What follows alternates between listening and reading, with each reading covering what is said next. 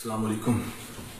بات بڑی آسان اور سیدھی سی ہے اور کرنی لازم ہے آپ سے۔ اس اللہ کے بندے نے سودی نظام کو للکارا اور اس امت کو یہ دن بھی دیکھنا تھا کہ جو سودی نظام کو للکارے گا اپنے ہی مسلمان، امت محمد کے مسلمان، اس کا مذاق اڑائیں گے۔ یہ دن بھی دیکھنا تھا، یہ دن بھی دیکھنا تھا اس امت نے۔ آپ کو حدیث مبارکہ بتاتا ہوں۔ آپ صلی اللہ علیہ وآلہ وسلم نے فرمایا سود کے 70 درجے ہیں اور سب سے نچلا درجہ اس کا گناہ اتنا ہے جیسے اپنی سگی ماں سے زنا کرنے کے برابر ہے، اور آپ نے اسی بندے کا مذاق اڑایا۔ اللہ اکبر۔ جو اس سودی نظام کے آج وہ کہاں ہیں؟ میں نماز پڑھوں، مسواک کروں، عبادات کروں، ان کو کوئی فرق نہیں پڑتا۔ فرق پڑے گا جب آپ ان کے سودی نظام کے متعلق بات کریں گے، خلاف بات کریں گے۔ اس بندے کی ٹانگیں نہیں ہیں اور یہ کھڑا ہو گیا، سٹینڈ لے گیا اور آپ نے ان کا مذاق اڑایا۔ کیا کہہ سکتا ہوں میں، کیا کہہ سکتا ہوں؟ بتوں سے تجھے امیدیں، خدا سے نو امیدی، مجھے بتا تو صحیح اور کافری کیا ہے؟ آپ نے کافروں سے ہی امیدیں لگا لی۔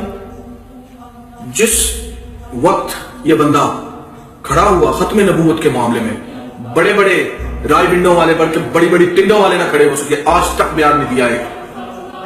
اور آپ دکھ مجھے اس بات کا ہے کہ جس شخص نے سود کے خلاف بات کی، سود کے خلاف کہ نہیں دینا، اس کا مذاق اڑا رہے ہیں۔ آپ خود دیکھو آپ کس طرف جا رہے ہیں، کس طرف کھڑے ہیں۔ میرے پاس صلی اللہ علیہ وسلم کی میں نے حدیث مبارکہ آپ کو بتائی ہے، آپ خود سوچیں کیا کر رہے ہو، کیا کر رہے ہیں آپ، اور آپ کیا سمجھتے ہیں اتنا آسان ہے؟ آپ نے ان بین الاقوامی اداروں پہ اعتماد کر لیا کہ وہ آپ کو کسی دلدل سے، کسی کرنچ سے نکال دیں گے۔ آپ 50,000 ارب ان کا قرض ادا کرو گے، وہ 100 ارب آپ پہ سود چڑھا دیں گے۔ یہ یاد رکھیے گا میری بات، ہمیشہ یاد رکھیے گا۔ کوئی حل نہیں ہے اس دلدل سے نکلنے کا، ماں سوائے آپ اپنی آستینیں اونچی کر لیں جیسے اس اللہ کے بندے نے کی۔ یہی حل ہے، نہیں تو لگے رہیں امیر سے امیر تر بناتے جائیے ان کو، اور وہ آپ کی نسلوں کی خون چوسیں گے، جوکوں کی طرح چوس رہے ہیں۔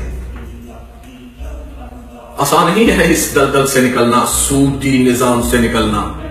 اسی لیے علامہ اقبال نے یہ فرما دیا تھا، کارگاہ